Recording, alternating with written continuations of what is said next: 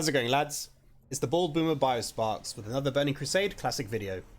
And today, I'm going to talk about one of my favourite areas of the Burning Crusade, which is the arena.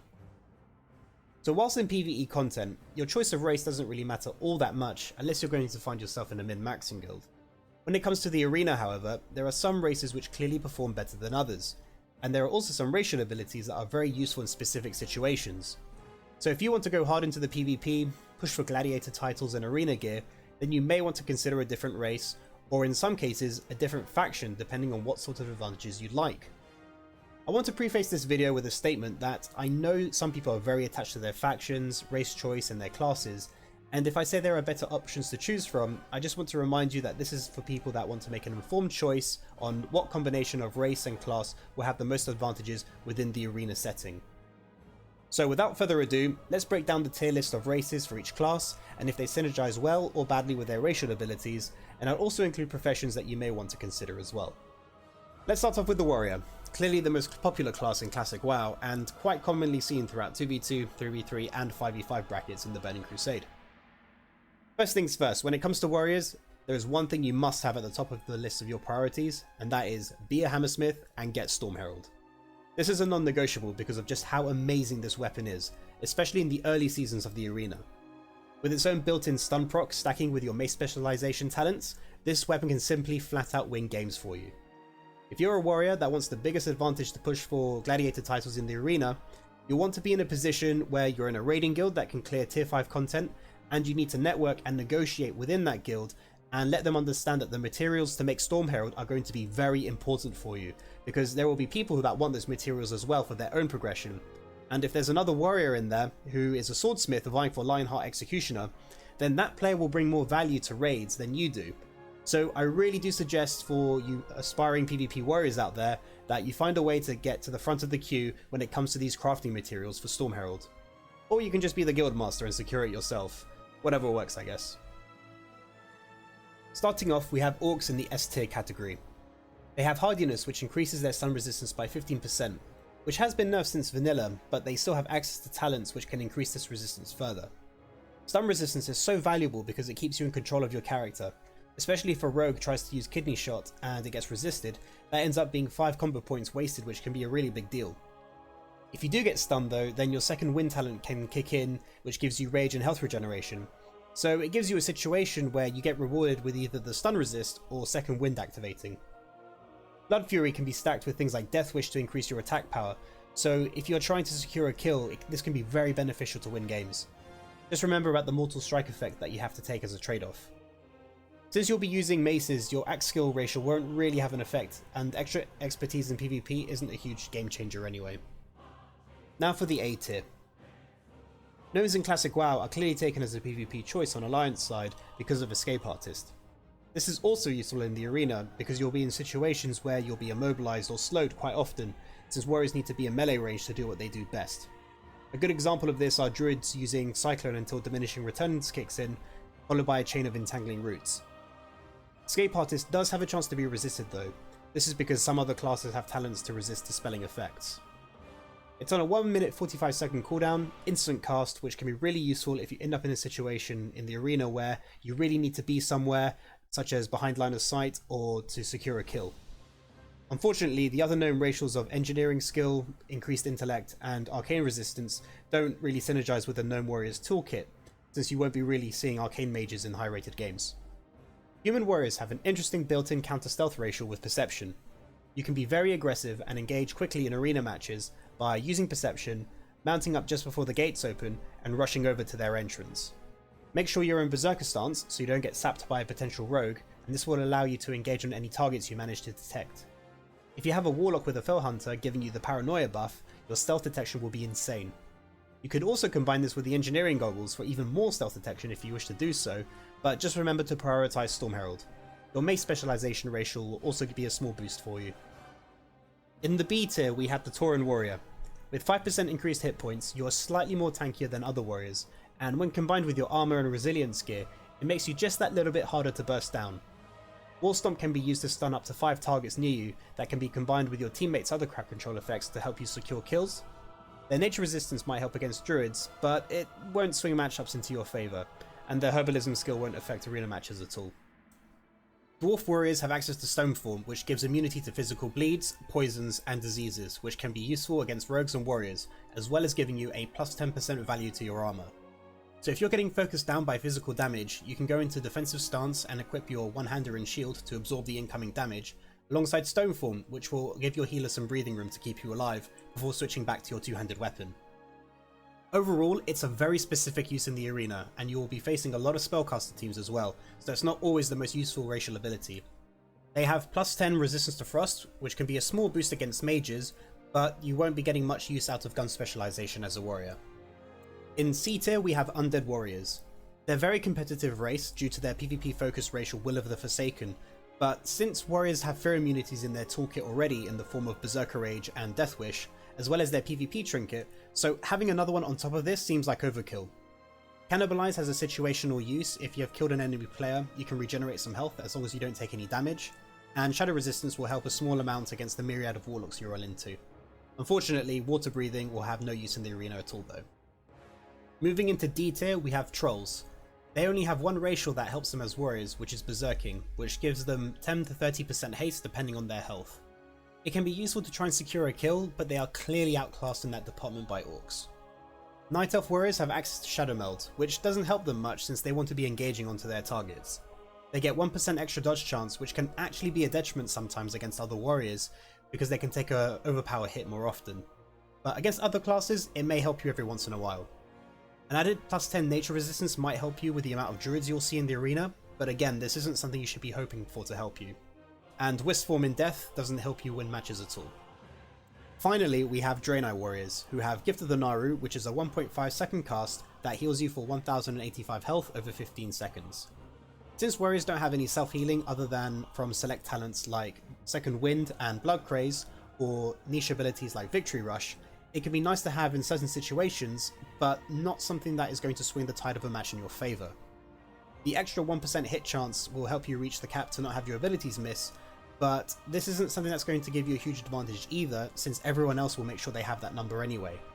You might be able to swap in an extra PvE DPS item as a result of this, but it's not something where you'll notice a big difference. Next up we have Rogues. In S tier, the human rogue has the largest advantage against other rogues and druids due to perception. Things can get a little bit dicey if you know the other team has a human rogue as well, in which case if you're both using perception, you may want to preemptively vanish, making you far harder to detect, and that can enable you to get the opener on their rogue with a sap or a cheap shot. Since there are so many teams running with stealth, the human rogue has a very big advantage in dictating how the opening moments of a match will go, and helps set things up for their team. Having sword and mace specialization gives you a small bonus, but again it's nothing that's going to decide a game. You can consider getting the engineering goggles as well to really maximize your counter stealth mechanics. Undead rogues are also in S tier. Having Will of the Forsaken to break fear effects allows them to stick to warlocks and priests relentlessly, since they also have access to their trinket, kick, and cloak of shadows if you have good timing. Since rogues have kidney shot, cheap shot, kick, and gouge to help lock down their targets already, having Will of the Forsaken just makes them that much more lethal. If the fight drags on and one of the opposing team is dead, you can combine Cannibalize and Bandage to bring you back to max health if the opportunity presents itself. They also have Shadow Resistance, which gives a small boost against the myriad of Warlocks that you'll see as an added bonus. In A tier, Gnome Rogues have Escape Artist, which helps maximize their mobility. Since we're going to most likely have the finalized version of the Burning Crusade, then Shadow Step will be the go-to spec in the meta. So having the potential of Escape Artist, Shadow Step, Vanish, and Cloak of Shadows to remove a vast amount of movement and parrying effects that you might find yourself in, it makes it very difficult for some classes to keep you at a distance, allowing you to stay within melee range to continue delivering consistent damage and control for your teammates. In B tier, Dwarf Rogues have an interesting ability of combining their Stone Form and their Cloak of Shadows to wipe off all bleeds and magical effects, allowing them to vanish and reset to fight if things aren't going in their favour. I just want to add that if we are playing in the final patch of the Burning Crusade, then Stone Form won't affect Blind as it is considered a physical ability and not a poison. Orc Rogues have decent burst potential with Blood Fury, which can help them secure kills if they combine a 5 combo point kidney shot alongside their teammates. Having 15% stun resist is also very helpful against the amount of mace wielding warriors and other rogues that will be present in the arena. However, their biggest drawback is their susceptibility to fear effects, which can be exploited by warlocks, which is why the undead rogues are ranked above them. In C tier, Night Elf rogues have an increased level of stealth passively due to Shadow Meld, but if you're against a human rogue they will still spot you a mile off, so this can give you a slight advantage against other races except humans. Rogues already have a high chance to dodge, and having an extra 1% is useful in mitigating damage, but it still leaves you susceptible to big overpower hits from warriors. And nature resistance gives you a small boost against the many druids you might face off against. Blood Elf rogues are able to drain some mana from their targets and also have an area of effect silence, which can help them secure some kills considering that they can combine this with kick and kidney shot as well as other silence effects from their teammates. While they have a small amount of resistance to all schools of magic, this isn't something that you would bank on helping you out.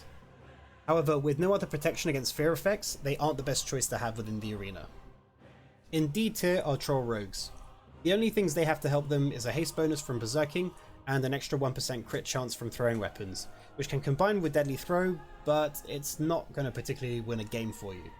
With no other protection from fears or stuns, they are by far the weakest choice possible for rogues in the arena. Since you will see many other rogues within the arena, you might want to consider getting the engineering goggles for some extra stealth detection. Just be aware that the human racial perception is far more powerful. Your best choices by far would be human for Alliance and undead for Horde. Next up probably is the most common class that you'll see in the arena, which is the Warlock. In S tier we have the undead. Since fear is a form of crowd control that is easy to apply from range, it's very useful to stay in control of your character since you will come up against a lot of other Warlock teams as well. Having Will of the Forsaken that works alongside your PvP trinket is a very useful thing to have. You can also use Cannibalize, but as a Warlock you'll most likely be focused a lot of the time, so you may not have an opportunity to use this. Next up probably is the most common class that you'll see in the arena, which is the Warlock. In S tier we have the undead. Since fear is a form of crowd control that is easy to apply from range, it's very useful to stay in control of your character since you will come up against a lot of other Warlock teams as well.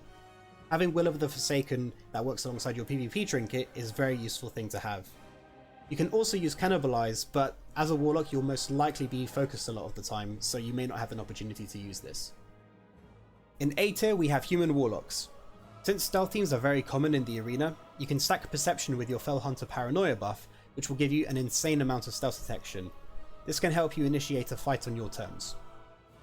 Gnome Warlocks have Escape Artist, which is useful since Warlocks don't have any built-in abilities apart from the PvP trinket to remove movement impairing effects. Escape Artist can be combined with Death Coil to quickly reposition yourself into a better spot. They also have 5% increase to Intellect, which is always useful for casters. Orc Warlocks will have 15% stun resist, which is very useful since you'll be facing a lot of warriors and rogues looking to lock you down. So this passive is nice to have when you are the main target. The Warlock pets will have 5% increased damage, which can add up over time, but it's nothing major. Blood Fury can also increase your spell damage, but it's quite risky since Warlocks are a prime target to be focused down, and it gives you a Mortal Strike effect. It can be a useful racial to close out games, but just be aware of the situation you are in before using it. In B tier we have Blood Elf Warlocks. Their Area of Effect Silence can be very useful to combine with your Fell Hunter Silence, as well as your teammates, but since it requires you to be close to your target, positioning can be an issue. Overall, I would recommend choosing Undead if you're Horde, and it's a toss-up for if you prefer mobility or stealth detection when choosing Gnome or Human for Alliance. Next up we have Mages, which really excel in team compositions like Rogue Mage Priest, combining stuns, slows, immobilize, polymorph, fears, and so on. In S tier we have Undead Mages. A mage's purpose is to provide kill pressure and crowd control for their team, and for that to happen you need to stay in control of your character for as long as possible. With the amount of warlocks, priests and warriors that will be in the arena, fear is something that will be quite annoying for mages to deal with, and having a built-in fear removal with Will of the Forsaken will be a huge asset for mages. Otherwise you will just have to rely on things such as Ice Block or your PvP trinket. In A tier we have Gnome Mages. Access to the Escape Artist really helps maximize the mobility of mages. Having the ability to blink to remove stuns, as well as remove movement impairing effects, helps keep melee opponents at a distance, which becomes a very useful thing to have in a mage's toolkit. Alongside this, having a 5% extra bonus to intellect is very nice to have. In B tier, human mages have perception, but since mages generally want to keep their distance from rogues, there are better classes that can use perception more effectively to hunt them down. Though this can still be useful in the mid game to catch someone in stealth, or stop a Night Elf healer that has used Shadow Meld to drink. Blood Elf mages can drain some mana from their targets, and can also be very aggressive with their Area of Effect Silence, although they have to be close to their target to take advantage of this. Having an extra silence can put a lot of pressure on healers to keep their teammates alive if they're being hit by a chain of crowd control. In C tier, troll mages have berserking, which can be useful to unleash their damage faster or to polymorph someone quickly, but other than that, their racial abilities don't offer much for mages. In D tier, Draenei mages can cast a heal over time and have 1% extra chance for spells to hit, but other than that, they have no racial abilities that complement the offensive potential that a mage can provide. Moving on to hunters, which aren't hugely represented in the arena, but they can be very powerful in certain teams, such as 3 vs 3 with a Restoration Druid and Discipline Priest, which excel at draining mana through Viper Sting and Mana Burn, alongside effective crowd control and having defensive potential to outlast teams. In S tier, we have Dwarf Hunters. They have gun specialization to give a small bonus, but their main strength comes from Stone Form. Having the ability to wipe off all road poisons instantly, especially 5 stacks of wound poison, help with surviving damage immensely. Also, being able to clear off Viper Sting from other hunters is also an excellent advantage, because without mana, hunters will be forced into just auto-attacking and using Aspect of the Viper to regenerate mana. The plus 10% bonus from armor also helps mitigate some damage from melee classes and gives your healers some more breathing room. For A tier, Orc Hunters have their stun resist passive to help them when they're being focused by melee classes trying to lock them down, and 5% extra damage from their pet can add up over time. They can also use Blood Fury combined with Rapid Fire to provide their team with kill pressure. However, they don't have any sort of defensive racials against spellcasters. In B tier, Blood Elf Hunters can drain mana with their racial, which synergizes well with Viper Sting, which creates added pressure to casters.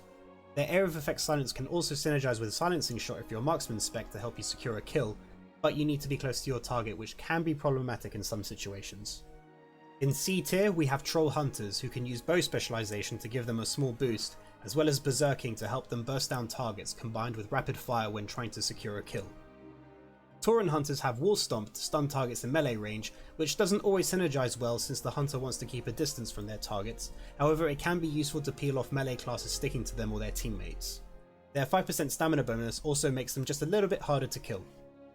In D tier, Night Elf Hunters don't have any racials which benefit them directly. Shadow Meld could be used at the start of a match to prevent teams from targeting you before you're ready to engage, but its uses are limited. The 1% extra dodge chance helps slightly against melee classes, but again it's nothing game changing. Draenei Hunters also suffer from a similar problem that their racials aren't really game changing either. Their heal over time helps with survivability, but they aren't given any sort of offensive or defensive bonuses that help them win games. For the Priest class, this list is a bit tricky and maybe surprising, but hear me out. In S tier for Shadow Spec, Trolls excel in their role to apply pressure. Berserking can help them pump out lots of damage when they're able to try and burst someone down. Their Priest Racial or Shadow Guard can proc Blackout stuns, and they also have Hex of Weakness, which reduces a target's physical damage and reduces healing by 20%, which can be very useful if your team doesn't have a Mortal Strike effect. Priests also have Fear Wards, so they are not as vulnerable to fear as other classes who are not undead. For Discipline spec, in S tier we have Dwarf Priests. Stoneform again is a huge asset for priests, as they can wipe off stacks of wound poison and, probably even more important, Viper Sting from hunters, since priests have no spells in their toolkit to remove poisons. Desperate Prayer is a good instant self-heal which is a valuable defensive cooldown, and they also have Chastise, which immobilizes a target for 2 seconds with a 20-yard range. Dwarves have racial abilities that help priests in a range of situations and synergize very well with the priest class. Undead are also in S tier, since Will of the Forsaken is such a huge asset in the arena due to the amount of warlocks that you'll face. Combined with Fear Ward and their PvP trinket, they have 3 fear immunities on relatively short cooldowns, giving them far more control and impact of the arena matches. Their priest racials are decent, with Touch of Weakness reducing physical damage of an attacker by 35, and it also creates an extra buff protecting you from having your other valuable things dispelled. Devouring Plague is an expensive spell, but it does heal the priest for a decent amount, so while situational, it's still a very useful racial ability. In A tier we have Blood Elf Priests, but this is for Shadow Spec, as they have access to another silence which can put a lot of pressure on their targets, combined with Fear for crowd control. Their priest racials aren't the best though, since they have Touch of Weakness, same as the Undead, and Consume Magic, where they can dispel a buff on themselves to refund just under 500 mana on a 2-minute cooldown.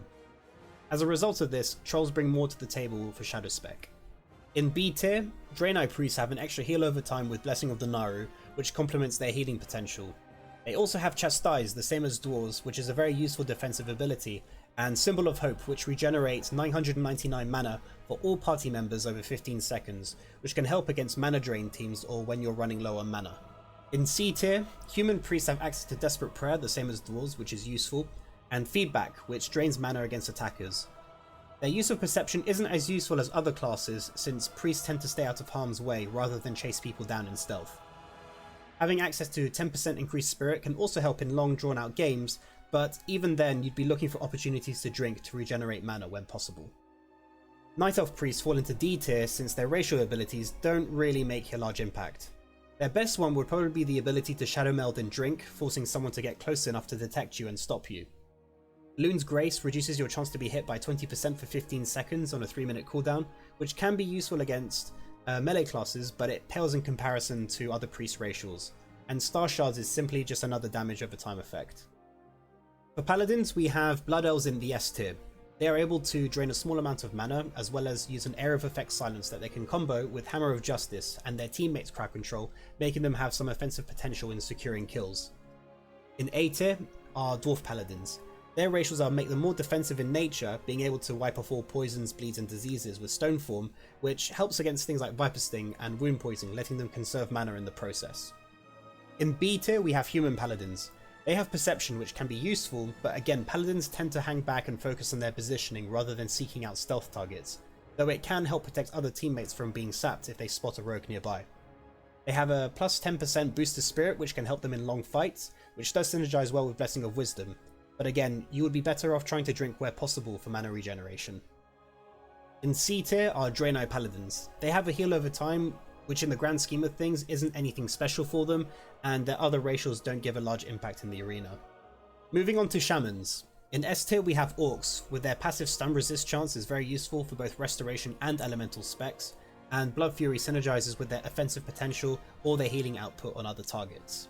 In B tier we have Tauren Shaman. They have 5% bonus health that helps with survivability, and they have Wall Stomp that can peel off pressure from themselves or their teammates if they're getting focused by melee opponents.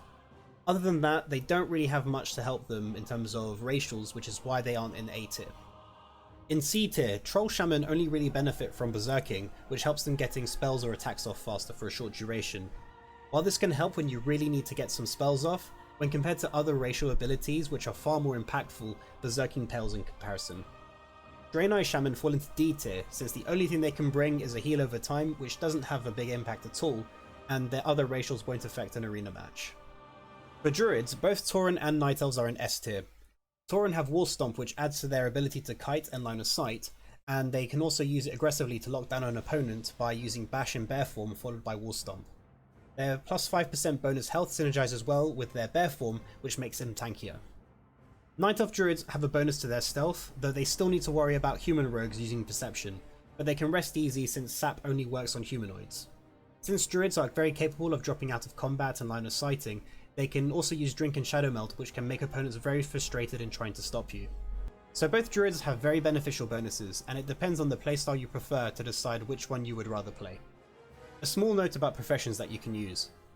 Enchanting allows you to enchant your rings, and you can combine this with jewel crafting if you want to max out the stats on your character. It's not a huge bonus, but having the highest possible stats is never a bad thing. Engineering depends on what patch the Burning Crusade Classic launches in, since Blizzard removed the use of the rocket boots further on into the expansion. The goggles are still useful and are a very good item in and of itself, and there's also the Nigh Invulnerability belt, but that can also backfire. Overall, I'm hesitant to recommend engineering because of its limited uses in the arena, especially if some of the key items don't work, but if you feel that you'll want the goggles and the belt, then go for it. And lastly, once again for the warriors, make sure you get hammersmithing and get that Stormherald as soon as you can. I can't recommend it enough. And that pretty much summarizes my tier list of the class race combinations for the arena. Thank you very much for watching. If you enjoyed the video, I'd appreciate a like or even a subscription if you want to see some more Burning Crusade Classic content in the future. This is the Bald Boomer Biosparks, signing out. Catch you lads next time.